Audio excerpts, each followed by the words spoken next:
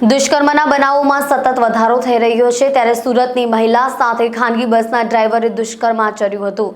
Phone number લઈને message સહિતની વાતો કરી મહિલાને વિશ્વાસમાં લઈ લીધી હતી। બાદમાં મહિલા સાથે દુષ્કર્મ આચરી 7 વર્ષના સંતાનને મોતને ઘાટ ઉતારવાની ધમકીઓ આપી હતી, જેથી મહિલાએ કાપોદ્રા પોલીસમાં ફરિયાદ નોંધાવતા પોલીસે બસનો કબજો મેળવી વધુ તપાસ હાથ ધરી છે।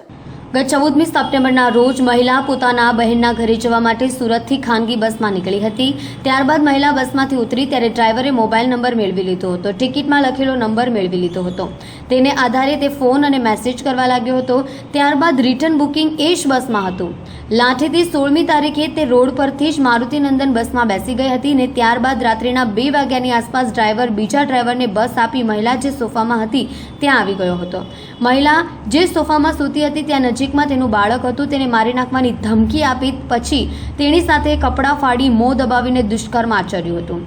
રાત્રિ દરમિયાન એક પછી એક એમ 2 વખત દુષ્કર્મ આચર્યું હતું। બાદમાં આખી રાત સોફામાં બેસી રહ્યો હતો, સાથે જ ધમકી આપતો હતો। બાદમાં તેણી ઘરે ગયા બાદ પણ પૂણા પોલીસમાં ગયા બાદ કાપોદ્રા પોલીસમાં ફરિયાદ નોંધાવી હતી।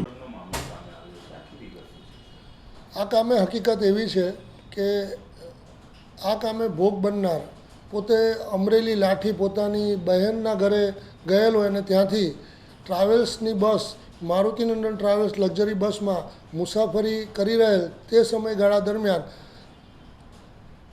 ટ્રાવેલ્સના ડ્રાઈવરે બનાવના દિવસે રાત્રિના 2:00 થી 5:00 દરમિયાન તેની સાથે તેની મરજી વિરુદ્ધ શરીર સુખ માણેલ હોય અને આનું અન્વયે જો તું કોઈને હકીકત જણાવીશ તો હું તને જાનથી મારી નાખીશ તેવી ધમકી આપેલ હોય, જે અનુસંધાને ભોગ બનનારે અત્રે કાપોદ્રા પોલીસ સ્ટેશન ખાતે ફરિયાદ આપતા તેઓની ફરિયાદ હકીકત લઈ અને હાલ આ ગુનાની તપાસ second point Shri M.R. Solanki Kapodra police station નાઓ કરી રહેલ છે।